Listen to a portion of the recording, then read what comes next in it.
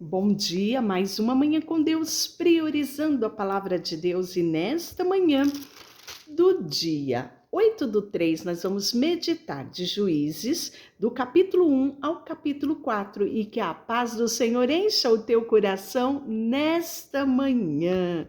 Vamos iniciar o livro de Juízes, né? Então, livro de Juízes vai contar uma parte da história de Israel após a morte de Josué, onde o povo já tem uma ideia e já tem boa parte das terras conquistadas, e aí começa propriamente a sua história, né? Como nação. A gente vê aí o declínio do Império Egípcio e Israel aí emergente, surgindo como nação.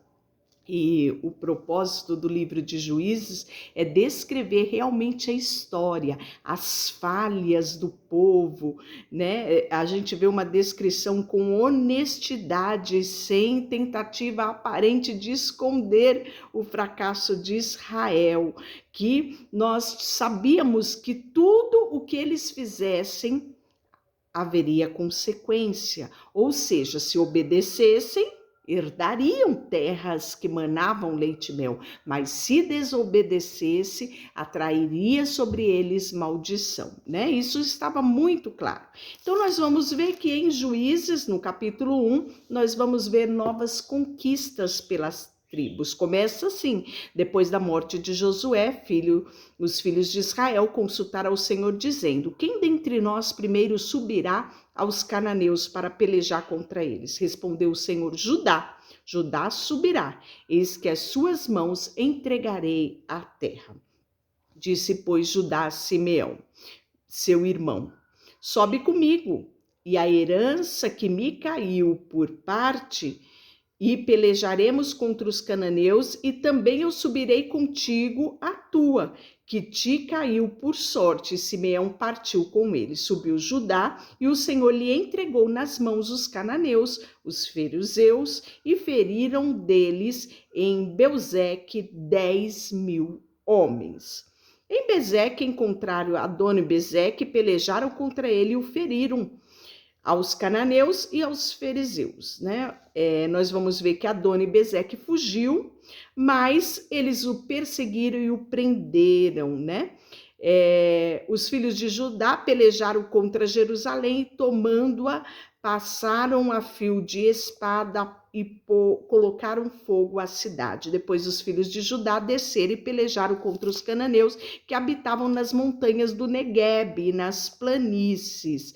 Partiu Judá contra os cananeus que habitavam em Hebrom, cujo nome outrora era Quiriate-Arba, e Judá feriu Sesai e Aimã e Talmai, né? E aí nós vamos ver que dali partiu contra os moradores de Debir, e era dantes o nome de Debir Quiriate-Zefer, e disse Calebe: a quem derrotar Quiriate-Zefer e a tomar, darei minha filha Axa por mulher. Isso nós vimos lá em Josué, não é?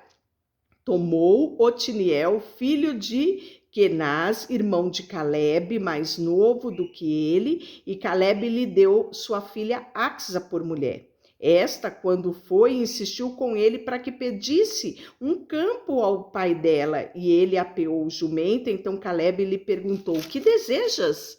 E respondeu ela: dai-me de presente. Deste-me terra seca, dai-me também fontes de água. Então Calebe lhe deu as fontes superiores e fontes inferiores. Esse mesmo texto está lá no livro de Josué, né? Depois nós tivemos outras conquistas. Os filhos do Queneu, sogro de Moisés, subiram contra os filhos de Judá na cidade das Palmeiras, ao deserto de Judá, que está ao sul de Arade, foram e habitaram com este povo. Foi-se, pois, Judá com Simeão, seu irmão, e feriram os cananeus que habitavam em Zefate e totalmente a destruíram, por isso lhe chamaram de Orma.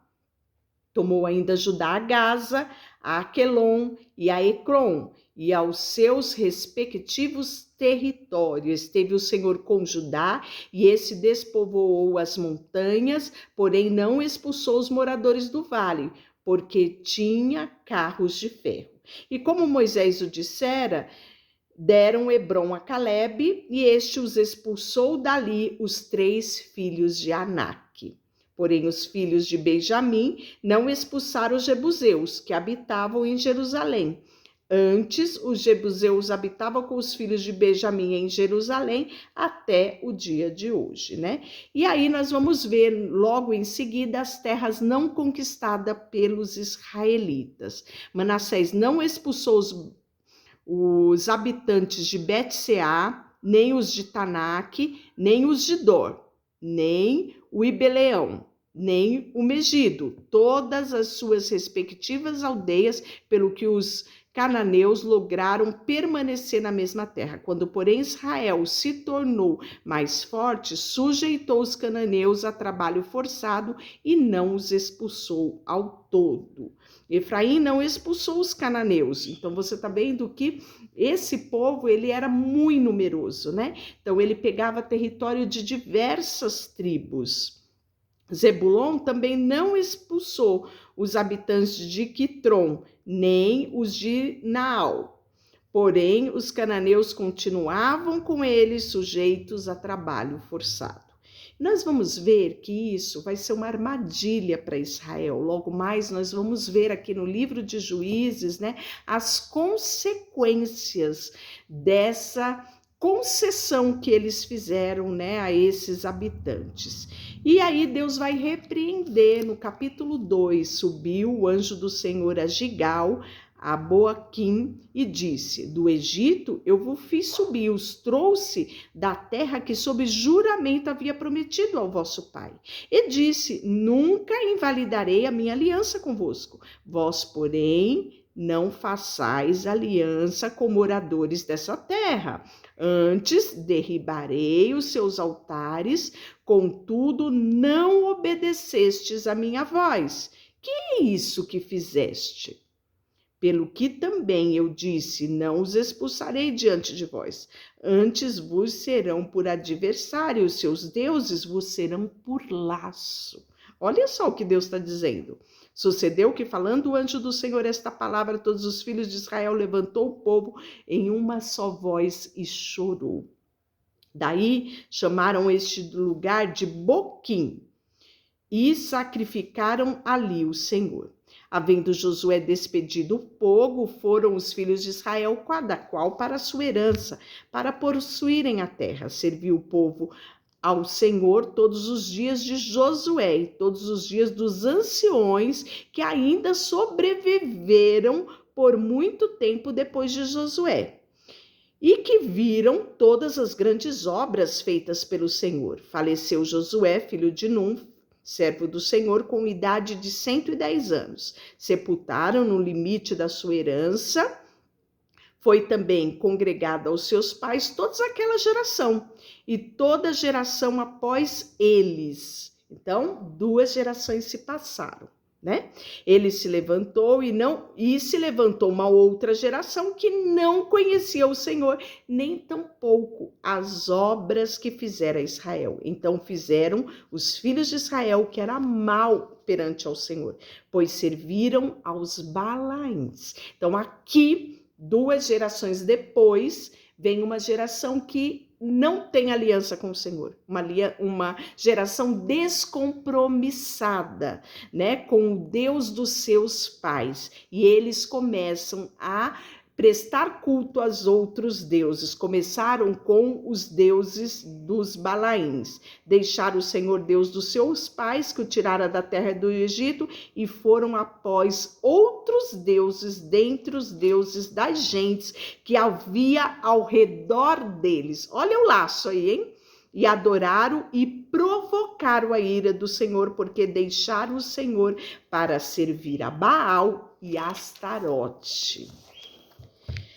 Pelo que a ira do Senhor se acendeu contra Israel e deu na mão dos espoliadores que os pilharam e o entregou nas mãos dos seus inimigos que estavam ao seu redor e não mais puderam resistir a ele. Suscitou o Senhor juízes que o livraram da mão dos que os pilharam. Contudo, não obedeceram aos seus juízes, antes se prostituíram após outros deuses o adoraram, e depressa desviaram-se do caminho por onde andavam os seus pais em obediência dos mandamentos do Senhor, e não fizeram como eles, né? E aí, no capítulo 3, nós vamos ver os povos pagões. São estas nações que o Senhor deixou para, por elas, provar a Israel, isto é, provar quantos em Israel não sabia toda a guerra de Canaã. Isto tão somente para as gerações dos filhos de Israel, delas souberam para lhes ensinar a guerra. Pelo menos as gerações que dantes não sabiam disso. 5 príncipes dos filisteus e todos os cananeus, sidônios, heveus, que habitavam na montanha do Líbano, desde o monte de Baal-Hebron até a entrada de Amate, estes ficaram para por eles o Senhor por Israel à prova, para saber se dariam ouvido aos mandamentos que haviam ordenado. Habitando, pois, os filhos de Israel no meio dos cananeus, dos heteus e dos amorreus, dos feruzeus, dos heveus e dos jebuseus, tomaram as suas filhas para si como mulheres e deram os seus próprios filhos a eles. Rendiam culto aos seus deuses. E aí nós vamos ver que começam-se as opressões dos povos vizinhos sobre Israel. Os filhos de Israel fizeram o que era mal perante ao Senhor e se esqueceram do Senhor. E renderam culto aos Balaíns e aos postes ídolos. Então a ira do Senhor se acendeu contra Israel e ele os entregou nas mãos de Cusá-Ristaim, rei da Mesopotâmia. E os filhos de Israel serviram a Cusá-Ristaim 8 anos. Então aqui nós estamos vendo já a situação mudar completamente. Aquele povo vitorioso estava sendo já escravizado por desobedecerem às ordens do Senhor. E aí, quando eles por 8 anos se tornaram escravos, sabe o que eles fizeram?